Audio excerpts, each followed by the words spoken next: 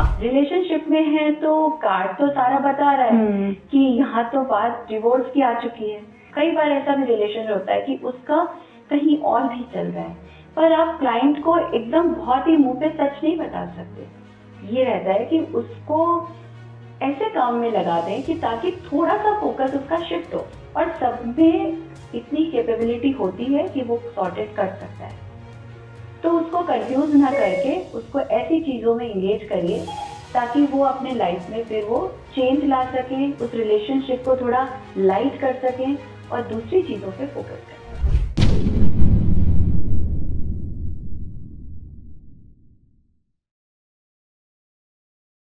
Hello दोस्तों, welcome to TVT podcast. आज हमारे साथ में हैं गीतू शर्मा जी, जो कि काउंसलर हैं, ग्रैंड मास्टर हीलर हैं एंड टैरो रीडर हैं। आइए जानते हैं आज उनसे हम कुछ बहुत बेहतरीन टिप्स काउंसलिंग के एंड हीलिंग के बारे में। Hello ma'am. Hello Tanvi, thank you so very much for inviting me in your beautiful TVT podcast. And I'm very, very happy to come here and talk to you. I'm very excited to talk to you. And I saw you people are doing amazing. So, आज मैं यहाँ पे इस मंच में आई हूँ TVT podcast के, तन्वी के साथ हूँ और इनकी पूरी टीम के साथ हूँ. मैंने इनके काफ़ी रील्स और देखे हैं, बहुत अच्छा कर रहे हैं और मेरे को बहुत खुशी हो रही है कि मैं आज अपना पूरा अच्छा समय इनके साथ बिता रही हूँ. Thank you so very much. बने रहिए बहुत सारी अच्छी बातों के लिए और जानते हैं कुछ मेरे से, कुछ तन्वी से. टैरो रीडिंग, सबको पता है टैरो रीडिंग कैसे हेल्प करता है, बट आपका जो स्पेशल पार्ट है काउंसलिंग साथ में, वो क्या है और वो कितना इम्पोर्टेंट है? टैरो रीडिंग बहुत इम्पोर्टेंट होती है. उसके जो प्रेडिक्शंस होते हैं काफ़ी हद तक ऑलमोस्ट सही जाते हैं, क्योंकि टैरो रीडिंग जो हमसे क्वेश्चन करते हैं या हमसे रीडिंग करवाते हैं, तो टैरो रीडिंग उनकी एनर्जी से कनेक्ट होती है. तो वो प्रोसेस में जब उनकी एनर्जी से कनेक्ट होते हैं तो उनके क्वेश्चन आंसर्स उनके सामने निकालते हैं हम लोग. अब क्या होता है, कई बार उसमें नेगेटिव कार्ड्स आ जाते हैं और उसको उसी चीज में उनको पॉजिटिविटी ढूंढनी है, तो आप एकदम से उसको ना नहीं कर सकते कि आप चाहिए और आपका ऐसा होता है. उस वक्त काउंसलिंग बहुत इंपॉर्टेंट होती है. तो मेरे को ये लगता है कि कार्ड्स जो भी हो, पॉजिटिव हो, नेगेटिव हो, काउंसलिंग इसलिए इम्पॉर्टेंट है कि आप उसको ठीक से उस चीज को समझा सकें. क्योंकि कई लोग तो ऐसे होते हैं कि थोड़ा बहुत नॉलेज होता है, किसी को कुछ नॉलेज ही नहीं होता और वो बहुत आस करके आपके पास आता है, पूछता है, तो उसको कैसे सब चीज क्लियर समझाना है, उस वक्त काउंसलिंग बहुत इंपॉर्टेंट होती है. तो उसके जब काउंसलिंग करते हैं तो आप उससे बहुत सारे क्वेश्चंस करते हैं कि तुम्हारा काफी कुछ तो आपको भी समझ में आ जाता है जब आप कार्ड देखते हैं, लेकिन फिर आप क्वेश्चंस करते हैं, फिर धीरे धीरे उसके नेचर के बेसिस पे आप उसको गाइडेंस देते हैं. तो इसलिए काउंसलिंग बहुत इंपॉर्टेंट है. आप रीडिंग करके उसको आंसर नो, यस, नो करके नहीं छोड़ सकते. तो मैं उससे काउंसलिंग और उसके बाद कुछ रेमेडीज होती हैं जो हम चाहते हैं कि उसको समझ में आए, और बहुत छोटी छोटी रेमेडीज से वो अपने लाइफ में और बहुत ज़्यादा सक्सेस पा सकते हैं. तो काउंसलिंग, रेमेडीज ये बहुत इंपॉर्टेंट होती है रीडिंग के साथ. अगर सपोज जैसे रिलेशनशिप के इश्यूज हैं तो उसमें आज आप कैसे काउंसिल करेंगे? हाँ, रिलेशनशिप में है तो कार्ड तो सारा बता रहा है कि यहाँ तो बात डिवोर्स की आ चुकी है, लेकिन आप एकदम से किसी को ये नहीं बोल सकते कि तुम धीरे धीरे उसको प्रोसेस करेंगे कि देखो रिलेशन में ये है, फ्यूचर तुम्हारा ऐसा हो सकता है, प्रेजेंट का तो वो सारा बता ही देगा क्या चल रहा है, फ्यूचर है. लेकिन अगर रीडिंग में थोड़ा बहुत भी आता है कि पॉजिटिव जाएगा उस पर्सन के साथ, उस रिलेशन में, तो 100% हमारी कोशिश रहती है कि उसको काउंसलिंग से उसको परफेक्ट करके उसको बताया जाए कि वो थोड़ा उस पर काम करे और उस रिलेशन को कैरी ऑन करे. लेकिन अगर एकदम से नो का कार्ड आया है तो उसको भी समझाना पड़ेगा कि आप अपने आप में ध्यान दीजिए, आप अपने सेल्फ में देखिए, डाइवर्ट होइए, कुछ अपने आप के लिए कुछ करिए. तो ऐसे करके काउंसलिंग अगर हम देंगे तो धीरे धीरे अगर वो उस रास्ते पे चलेगा या चलेगी तो वहाँ पे उसके रिलेशनशिप में वो हट भी जाएगा तो उसे दुख नहीं होगा, वो सॉर्टेड हो जाएंगे. तो रिलेशनशिप में हम ऐसे करते हैं. पॉजिटिव है तो फिर तो कोई प्रॉब्लम ही नहीं है. आजकल बहुत ज़्यादा ये देखा गया है कि अगर किसी का रिलेशनशिप ब्रेक हुआ है तो वापस आएगा कि नहीं आएगा, या हम वापस कैसे लाएं, ये क्या टैरो से पॉसिबल है? हाँ, ये बहुत क्वेश्चंस आते हैं तन्वी। ये चीज़ ऐसा होता है कि उसने मुझे ब्लॉक कर दिया है, अनब्लॉक करेगी क्या? सारे दिन रात भर दिन भर यही क्वेश्चंस के मेरे पास मैसेज आते हैं। मुझे दिखता है कि यहाँ पे बात नहीं बनेगी। कई बार ऐसा भी रिलेशन होता है कि उसका कहीं और भी चल रहा है, पर आप क्लाइंट को एकदम बहुत ही मुंह पे सच नहीं बता सकते। तो फिर उस समय आता है कि आप मेरा ये रहता है कि उसको ऐसे काम में लगा दें कि ताकि थोड़ा सा फोकस उसका शिफ्ट हो। अगर ये चीज़ पॉसिबिलिटी नहीं आ रही है उसके लाइफ में, या बिल्कुल सॉर्ट, हम लोगों के उसके 3-4 काफ़ी कार्ड्स तो मैं खुद निकालती हूँ जब मुझे ऐसा लगता है कि उसका क्वेश्चन, वो बोलती है मैम मेरे को तो 2 ही क्वेश्चन करने हैं, मैं उसके आगे 6 क्वेश्चंस रखती हूँ, और भी पूछो और भी पूछो, ताकि वो थोड़ा सॉर्टेड हो जाए। इट डजंट मीन कि वो 2 क्वेश्चन के लिए आई और आपका काम खत्म। नहीं, ऐसा कभी नहीं करना चाहिए। जब बंदा आपके पास कोई आया है तो एटलीस्ट वो ऐसा आंसर लेके जाए, और सब में इतनी कैपेबिलिटी होती है कि वो सॉर्टेड कर सकता है। तो उसको कंफ्यूज ना करके उसको ऐसी चीज़ों में इंगेज करिए ताकि वो अपने लाइफ में फिर वो चेंज ला सके, उस रिलेशनशिप को थोड़ा लाइट कर सकें और दूसरी चीज़ों पे फोकस कर सकें। तो ये तो हमारी होगी काउंसलिंग की बात। अब हीलिंग पार्ट, रेकी हमें कैसे हेल्प कर सकती है? हाँ, रेकी आपकी यूनिवर्सल एनर्जीज होती हैं, तो उस एनर्जीज को हम लोग अपने पॉजिटिविटी के लिए यूज़ करते हैं। दुनिया में देखिए हर आदमी परेशान है, कोई रिलेशनशिप को लेके, कोई हेल्थ को लेके, कोई ट्रॉमा है किसी चीज़ का, कोई पास्ट लाइफ का है, कुछ ना कुछ लेके चल रहा है, कोई जॉब में है, बिजनेस नहीं हो रहा। तो अब ऐसे में क्या करें? हर चीज़ में तो आपकी मेडिसिन नहीं काम आ सकती कि मेडिसिन दिया और वो ठीक हो गए। तो कुछ एनर्जीज को ही क्यों नहीं हो रहा उनके साथ वो वैसा, क्योंकि उनकी एनर्जीज नेगेटिव जा रही हैं, उनके चक्रास बैलेंस नहीं है, तो वो सक्सेस पा नहीं पा रहे हैं। ऐसे में रेकी बहुत हेल्प करती है। आप रेकी एनर्जीज को यूज़ करके उनकी हीलिंग करा के आपकी सारी जो चीज़ें हैं जो नेगेटिव की तरफ जा रही हैं उनको पॉजिटिव कर सकते हैं। कई लोग बहुत पॉजिटिविटी में रहते हैं तो वो बैलेंस नहीं कर पाते, तो रेकी हीलिंग से आप बैलेंस भी कर सकते हैं, अपने सारे चक्रास को बैलेंस कर सकते हैं, अपनी सिचुएशन को बैलेंस कर सकते हैं। आप ओपन अप हो जाएंगे कि आपको क्या करना है, नई अपॉर्चुनिटीज़ आपको दिखने लग जाएंगी। तो रेकी हीलिंग बहुत हेल्प करती है।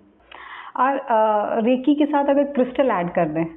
हाँ, क्रिस्टल तो वैसे भी अर्थ एलिमेंट है, उसमें तो एनर्जी, क्रिस्टल बना ही है कि वो उसको पॉजिटिविटी देना है, उसको आपने जो काम असाइन करा है वही काम वो क्रिस्टल करेगा। तो बहुत सारे लोग हैं देखिए, वो क्रिस्टल से भी करते हैं हीलिंग, हैंड से भी करते हैं, और कई इंट्यूशन से भी करते हैं। तो इंट्यूशन में भी वो क्रिस्टल को यूज़ कर सकते हैं। ऐसा नहीं है कि आप लेंगे तो ही हो सकता है, आपका इंट्यूशन क्या है वो मैटर करता है। हीलिंग तो आपकी 100% काम करेगी, लेकिन आप इंट्यूशन क्या दे रहे हैं, किसके साथ क्या ऐड कर रहे हैं, वो उससे भी बहुत फर्क पड़ता है। तो कोई ऐसे जनरल क्रिस्टल हमारे व्यूअर्स पहन सके जो नॉर्मल उनकी डे टू डे लाइफ में हेल्प कर सके? मैं जनरली आजकल जो सब चल रहा है कि आप सक्सेस कर रहे हैं या आप बहुत सारे प्लान आप अच्छा कर रहे हैं, तो आप देखिए बहुतों की ऐसी शिकायत आती है कि मैम हमारा काम बनते बनते रुक जाता है, हम लोग इतनी तैयारी करते हैं फिर कुछ हो जाता है, हम जब लोगों से मिल के आते हैं तो बहुत डल हो जाते हैं। तो ऐसे में टाइगर आई ब्रेसलेट बहुत बहुत कारगर है। मतलब आप अगर उसको पहनेंगे तो आपको नजर नहीं लगेगी, एविल आई नहीं लगेगी, आपको आपके काम रुकेंगे नहीं, आप सॉर्टेड रहोगे, आपका माइंड मेंटल फिटनेस रहेगी। तो ये क्रिस्टल आप बहुत अच्छा यूज में आता है, उसको यूज करना चाहिए। टाइगर आई, और जैसे अभी आजकल लोगों में बहुत सेल्फ नेगेटिविटी भी आई हुई है। जनरली हमारे पास भी ऐसे डीएम्स आते हैं, तो उसके लिए अपनी मेंटल क्लैरिटी के लिए कौन सा क्रिस्टल पहने? मेंटल क्लैरिटी के लिए तो आप जनरली देखिए, मैंने जो आपको टाइगर आई बताया वो है। अच्छा। फिर आपके स्पेशल होते हैं कि कुछ आपका रिलेशन के लिए है तो आपने रोज कॉर्ड्स पहन लिया, कुछ पर्टिकुलर चीज़ों के लिए अलग अलग होती है। मून के लिए तो वाइट क्रिस्टल पहन लिया, और कुछ आपको सिट्रीन पहन लिया अगर आपको मनी का है, तो बहुत सारे ऐसे क्रिस्टल हैं अलग अलग जगह पे बहुत काम करते हैं। पर ये वाला जो क्रिस्टल बताया मैंने आपको, इसमें आपका काफी कुछ सॉर्टेड होती है, आपकी टाइगर आई में काफी चीजें एक साथ सॉर्टेड हो जाती हैं, इसलिए मैंने इसको ज्यादा आपका लोगों के लिए बताया कि वो यूज करिए। तो नजर के अलावा बहुत सारी, आपका मनी का इशू चल रहा है वो भी सॉर्ट आउट होता है, आपका रिलेशनशिप कर रहा है वो भी सॉर्ट करता है। तो बहुत सारी ऐसी चीजें हैं उसमें जो मिक्स करके वो काम करता है। जैसे अभी आपने इतने सारे अभी हमने हीलिंग मोडालिटीज को डिस्कस किया, तो उनके साथ में मेडिटेशन क्या रोल प्ले करती है, और कोई ऐसी इजी मेडिटेशन जो लोग खुद से कर सकें? तन्वी देखो, मेडिटेशन तो आज के लाइफ का एक पार्ट है, और ये आज से नहीं हजारों साल से चल रहा है। क्यों लोग बाग इतना मेडिटेशन करते थे आंख बंद करके? उसके बाद धीरे धीरे आया कि आप अपने लाइफ का सारा काम करते हुए मेडिटेशन करिए। ये बहुत अच्छा कॉन्सेप्ट है, क्योंकि हर आदमी, पहले के टाइम में होता था कि कोई घर से निकल गया मेडिटेशन करने तो पीछे से लोगों ने संभाल लिया, पर अब हर आदमी को जरूरत है, अब हर आदमी कहीं बाहर नहीं निकल सकते। तो ऐसे में मेडिटेशन आप कैसे करेंगे? तो मेडिटेशन के बहुत सारे चीजें होती हैं। आप आराम से, जैसे कोई गाइडेड मेडिटेशन है, वहाँ तो आपके लिए जो शुरुआत कर रहे हैं बहुत ईजी होता है। जब धीरे धीरे उनको लगता है, फिर वो मंत्रास के साथ करते हैं। कुछ भी नहीं हुआ तो close your eyes, sit quietly, वो भी एक मेडिटेशन है। अब हम मेडिटेशन क्यों करते हैं? मेडिटेशन इसलिए करते हैं कि आप अगर सपोजिंग आप हीलिंग नहीं करा रहे हैं, आप कहीं रीडिंग नहीं करा रहे हैं, आप कोई मंदिर नहीं जा पा रहे हैं, आप कोई मंत्र जाप नहीं कर सकते, तो एटलीस्ट मेडिटेशन ऐसी चीज़ है जो आपके माइंड को, आपके पूरे बॉडी, माइंड एंड सोल को कूल कर सकती है। तो उसमें इतने बेनिफिट हैं। तो कुछ भी नहीं तो कोई गाइडेड मेडिटेशन कर लीजिए, कुछ नहीं हो तो ओम चला के कर लीजिए, ओम नहीं हो तो आपके रिलीजन का जो भी मंत्र है उसको चला के कर लीजिए, या नहीं हो तो आंखें बंद करिए। जिस भी ईश्वर से आप कनेक्ट हो रहे हैं, जिस लाइट से आप कनेक्ट हो रहे हैं, या जिस ब्लैक अंधकार से आप कनेक्ट हो रहे हैं, कहीं भी कनेक्ट होके आप अपने आप में मेडिटेशन कर सकते हैं। और इनके साथ में योग, उसका कितना बेनिफिट है, and specially for pregnant women? हाँ, प्रेग्नेंट वुमेन का मैं इससे काफ़ी कुछ बोलती हूँ लोगों को। जो लोग प्रेग्नेंट होते हैं तो उनको इसलिए करना चाहिए कि एक तो उनके हार्मोनल डिसबैलेंस्ड होते हैं अंदर, जब वो बेबी पेट में आता है, तो वो सारी चीज़ें जब वो सॉर्ट करती होती हैं, तो उस वक्त अगर वो योगा करें तो काफ़ी कुछ चीज़ें उनके लाइफ में सॉर्टेड रहेंगी। आई मीन टू से कि योगा करेंगे तो आपका ब्लड सर्कुलेशन उनका सही रहेगा, उनका ब्लड सर्कुलेशन सही रहेगा तो बेबी का सही रहेगा, उनके माइंड में अच्छे हार्मोन इंक्रीज होंगे, तो वो अगर अच्छे हार्मोन आएंगे उनके माइंड पे या पूरे बॉडी पे, तो बेबी को उससे इफेक्ट आएगा। क्योंकि इसमें मूड स्विंग्स भी होते हैं ऐसे टाइम पे, तो आप किस किस चीज़ को कंट्रोल करेंगे? हार्मोन्स को कंट्रोल करेंगे, मूड स्विंग्स को कंट्रोल करेंगे, काम नहीं हो रहा है उसको कंट्रोल करेंगे, वर्क लाइफ और मैरिज लाइफ और घर की लाइफ को बैलेंस करने के लिए करेंगे, या आप लेथार्जिक हो रहे हैं उसको सही करेंगे। बहुत सारी ऐसी चीज़ें हैं जो वो मैनेज नहीं कर पाते। ऐसे टाइम पे yoga is only one solution कि आप योगा करिए। कुछ भी नहीं हो तो सूक्ष्म व्यायाम जो होते हैं स्टार्टिंग के, वो मैं कराती हूँ कि आप यहीं से शुरू करिए। और प्रेग्नेंट लेडीज़ के लिए ऐसा कोई योगा, जैसे शीर्षासन है, आप इतना सब जानते हैं कि ये, लेकिन अगर आप बैठ के कोई योगा करते हैं, पॉस्चर करते हैं, खड़े होके हल्का फुल्का आप कर पा रहे हैं, दीवार का सहारा लेके कर पा रहे हैं, तो ज़रूर करना चाहिए। और प्राणायाम तो है ही उसके साथ में। तो ये बहुत इम्पॉर्टेंट रोल है प्रेग्नेंट लेडीज़ के लिए। तो ये तो हमारी सारी हीलिंग की बात हो गई। आज का जो टाइम चल रहा है एक्चुअली देखा जाए तो बड़ा टफ है, तो उस केस में क्या आप सजेस्ट करेंगे कि सबको एक हीलिंग मोडालिटी तो अडॉप्ट करनी चाहिए अपनी लाइफ को आगे स्मूथ एंड बेटर बनाने के लिए? देखिए, हर घर में एक हीलर होना चाहिए आज के टाइम पे। एटलीस्ट वो हीलिंग सबकी नहीं कर सके तो एटलीस्ट वो गाइड कर सके कि तुम ऐसे में फंस जाओगे, कर्मा गलत हो जाएगा, आपके चक्रास डिसबैलेंस्ड हो जाएंगे, एक गाइडेंस भी मिलेगी। अगर तो हर घर में एक हीलर होना चाहिए, क्योंकि आजकल नो टच थेरेपी बहुत चल रही है। तो अगर आप नो टच थेरेपी करते हैं तो बहुत सारी ऐसी चीज़ें हैं जो आप खुद ही सॉर्ट आउट कर लेते हैं। मैं ये नहीं कहूँगी कि आपकी कुछ बीमारियों में या कोई चीज़ों में आप मेडिसिन मत लीजिए, मेडिसिन जाइए आप लीजिए, डॉक्टर से कंसल्ट करिए, पर आपकी बीमारी के अलावा कुछ, जैसे कईयों के कुछ नेचर है वो चेंज नहीं होते, कुछ उनके कुछ चीज़ें उनकी आदतें होती हैं वो चेंज नहीं होते, ऐसे में ये सब बहुत ज़रूरी है।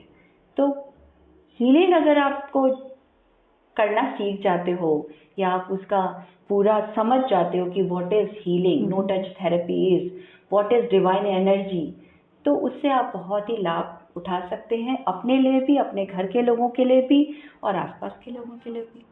तो जब हम लोग सेल्फ हीलिंग करते हैं, अपनी हीलिंग अगर हम कर रहे हैं, तो क्या हमारे बिहेवियर पैटर्न एंड हमारी हैबिट्स में भी चेंज आ जाता है? हाँ, जब आप अपनी हीलिंग करते हैं तो आप मोरोवर अपने सारे चक्रास की क्लीनिंग करते हैं। तो चक्रास की जब क्लीनिंग होएगी, तो क्लीनिंग किस चीज़ की होती है? क्लीनिंग होती है नेगेटिविटी हटाने की। जब आप नेगेटिविटी हटाते हैं, ऑफ कोर्स पॉजिटिविटी आएगी। पॉजिटिविटी आएगी तो आपके एनवायरनमेंट में, आपके अंदर, आपके बिहेव में, आपके वर्क पैटर्न्स में, सब में चेंजेस आएगा। आपको नई चीज़ें दिखेंगी, आप समझेंगे कि क्या है, कैसे मुझे मूव करना चाहिए, आगे करना चाहिए या नहीं करना चाहिए, वो भी आपको समझ में आएगा।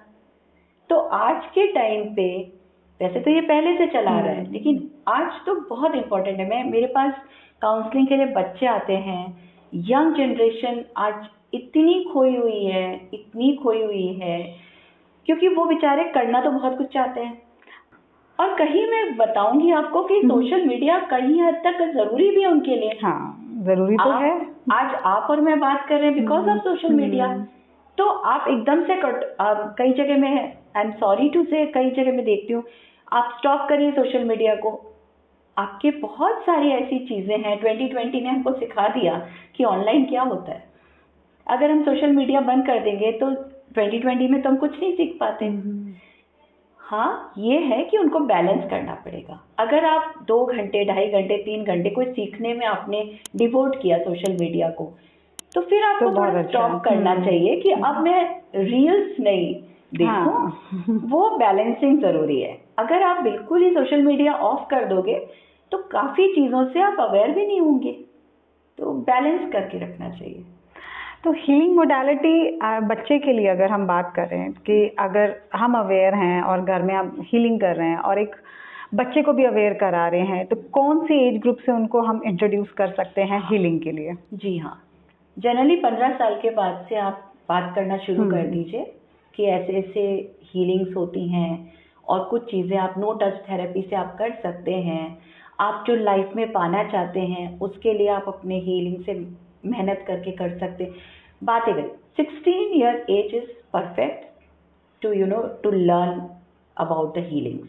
आप उस समय 16 साल की उम्र से हीलिंग आप शुरू करवा सकते हैं अपने बच्चों से, क्योंकि तब वो सब कुछ समझेंगे कि क्या होता है चक्रास, क्या होता है माइंड, बॉडी एंड सोल, क्या होती है हमारी बॉडी लैंग्वेज, क्या होती है हमारी लोगों के साथ बात करना, क्या होता है वर्क, और किस वजह से हम लोग उस चीज़ को ठीक से नहीं कर पा रहे। बहुत सारी चीज़ें उनको समझ में आने के लिए वो लायक हो जाते, तब वो हीलिंग ज़्यादा बेटर कर सकते। तो 16 year is I think very good age to learn something about healing. जैसे अभी आपने यूथ की बात करी या हमने बोला कि इंट्रोडक्शन उनको दे देनी चाहिए 16 इयर्स में, but there are lot of things, बच्चे जो चीज़ों से गुजर रहे हैं, एडिक्शंस हो गए आजकल, ये भी बड़ी इजीली बच्चों को हर चीज़ की अवेलेबिलिटी ज़्यादा है तो एडिक्शंस हो गए या उनके बहुत सारे अपने इश्यूज हो गए, तो वो कैसे हैंडल होंगे या पेरेंट्स कैसे हैंडल करें? क्योंकि I think most of the people and parents are struggling with this. देखिए, इसमें जैसा कि मैंने आपसे कहा कि यहाँ काउंसलिंग बहुत काम आती है। तो काउंसलिंग कौन करता है? काउंसलर तो करता ही है काउंसलिंग। मेरा तो, जैसे मैं एक काउंसलर हूँ तो मैं तो करूँगी, मुझे बहुत सारे चीज़ें भी पूछनी आएगी, मुझे उनको अंदर तक मेरे को सारा निकालना भी आएगा। This is the role of counsellor. But आपके माँ बाप भी, अगर बच्चे के माँ बाप को भी उसको काउंसलिंग करनी चाहिए, उनका काउंसलर बनना चाहिए। The first counsellor of the house is mother then father. उन दोनों की इक्वल ड्यूटी होती है कि आप अपने बच्चे से खुल के बात करिए। देखिए, कुछ एक एज होती है उसमें बच्चा भटकता है, उसमें हार्मोनल चेंज होते हैं।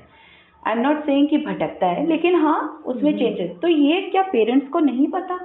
ये पेरेंट्स को पता है इस बात का कि ये वाले एज में ये लोग को थोड़ा सा ऑपोजिट डायरेक्शन में अट्रैक्शन होगा। तो जब अगर आप खुल के बात करेंगे हर चीज़ में, तो बच्चे को बहुत ही एक हेल्प मिलेगी आगे बढ़ने के लिए। उसे लगेगा मम्मी पापा सब, उनको सब पता है, उनको मैं सब बताता हूँ। तो इसमें आधी काउंसलिंग तो वही हो गई। तो आपका डिस्ट्रैक्शन जो बच्चे का होता है कि कोई कुछ पूछ नहीं रहा है, तो वो जब भटकता है वो बहुत कम हो जाएगा। और सबसे बड़ी बात है कि काउंसलिंग इतनी इम्पॉर्टेंट है कि क्योंकि आजकल के बच्चों को कोई सुनने वाला नहीं है, उनको कोई सुने तो सही। हमेशा क्या होता है बच्चों के कान में, ज़्यादातर क्या जाता है, तुम्हें ये काम करना है, ये काम नहीं करना है। वो कहते हैं क्यों नहीं करना है, इसको तो कोई बताता नहीं है। तो ऐसे में काउंसलिंग के हिसाब से पेरेंट्स को बैठना चाहिए। बेटा आप ये करना चाहते हो, बहुत अच्छी बात है, करिए। ऐसी ऐसी चीज़ें इसमें, अगर तुम इसको सेटल कर लेते हो तो वो 5 चीज़ों को सेटल करने के बाद में भी तुमको यही चीज़ चाहिए, ओके करो, पर ध्यान रखना ये चीज़ें तुम्हें करनी होंगी इसके साथ। क्योंकि आप हमेशा, जनरली क्या होता है कि बहुत टाइम से पहले मेरे को भी ऐसा लगता था कि मेरे बच्चे बाहर जा रहे तो मैं सामने सामने झाड़ू लगाती चलती थी कि आप ऐसे मुड़ना, आप ऐसे मुड़ना। नहीं, ऐसा नहीं होता है। उनको मुड़ने दीजिए, लेकिन आप गाइड करिए और खुल के। वो गाइड कैसे करेंगी? येस और नो से नहीं होता, येस और नो से कोई गाइडेंस नहीं होती, उनको बैठ के बता दीजिए। तो ऐसे में बच्चे फिर क्या है, सोशल मीडिया का थोड़ा सा कम देखेंगे, वो सॉर्टेड रहेंगे, तो वो उनका माइंड पूरा भटकेगा नहीं कि मैं क्या खोज रहा हूँ, कहीं मिले कहीं मिले कहीं मिले। ऐसे में भी कम हो जाएगा। और जैसे आजकल बच्चों के साथ, एक यूथ के साथ, बच्चों के साथ भी नहीं, यूथ के साथ मल्टीपल डायरेक्शन की जो प्रॉब्लम है कि वो बहुत ज़्यादा मल्टीपल डायरेक्शन के अंदर जाते हैं, फिर प्रोक्रेस्टिनेशन भी स्टार्ट हो जाता है क्योंकि ओवरलोड हो जाता है। तो इसको वो कैसे कम कर सकते हैं? हाँ, ऐसे में क्या होता है तन्वी, ये होगा क्योंकि आजकल इतनी लाइंस शुरू हो गई हैं, इतनी डायरेक्शंस आ गए हैं, इतने कोर्सेज हैं, इतना मनी माइंडेड एटमॉस्फेयर हो गया है, तो बच्चे तो खोजेंगे। उनके पास कुछ सॉर्टेड नहीं है, क्योंकि अभी हमारे सामने कितने सारे कोर्सेज शुरू हो गए और लोग बहुत अच्छा कर रहे हैं उसमें। आज के कुछ टाइम पहले लोगों को लगता था साइंस ही सब कुछ है, नहीं, अब ऐसा नहीं है। बहुत सारी लाइन ऐसी आ गई, तो बच्चा तो भटकेगा, क्योंकि बहुत सारे, उसका दोस्त, उसका खुद का दोस्त कुछ कर रहा है, उसकी बहन कुछ कर रही है, उसका भाई कुछ कर रहा है, फादर ने कुछ किया हुआ। कई बार वो बैठ के उसको लगता है मैं, कई बार आप देखिए कई लोग आईएएस बनते हैं वो छोड़ देते हैं। हाँ जी। कई लोग डॉक्टर बनते हैं वो छोड़ देते हैं। इसमें बुराई भी नहीं है, क्योंकि वहाँ उस एंड तक उसको सेटिस्फेक्शन नहीं मिल रहा। तो ये जो भटकना होता है, तो एक इसको 2 तरह से देख सकते हैं। अगर वो भटक रहा है तो वो अभी तक कुछ खोज रहा है, तो don't stop. Okay, don't stop वो। लेकिन हाँ ये है कि बहुत सारी चीज़ों में अगर वो चीज़ें देख ले तो बैठ के बोलिए कि अब नाउ यू कैन चूज, क्योंकि आपकी उम्र है, तब तक आप खोजिए, सीखिए, और लर्निंग तो लाइफ लॉन्ग चलेगी। तो कई बार होता है कि हम लोग या आस पड़ोस के लोग बहुत कंफ्यूज कर देते हैं, अरे तुम तो इंजीनियर बन गए, अभी तुम्हें क्या चाहिए? उसको लगता है ये मेरा एक कोर्स था, मैंने कंप्लीट कर लिया, अभी मुझे मेरे लिए कुछ करना है। तो वहाँ उनको मौका देना पड़ेगा। तो आप उस समय ये नहीं कह सकते तुम बहुत भटक रहे हो, वो बेचारा इसलिए भटक रहा है कि वो खोज रहा है उसको क्या करना है, तो सपोर्ट। हाँ, लेकिन भटकना गलत शौक में नहीं करना है कि वो बाहर दोस्तों के साथ सुबह से शाम तक बैठा है, अपनी जो चीज़ उसने की है उसमें भी फोकस नहीं कर रहा, तब आप टोकिए। अगर लर्निंग पॉइंट ऑफ व्यू में है तो उसको सपोर्ट करिए।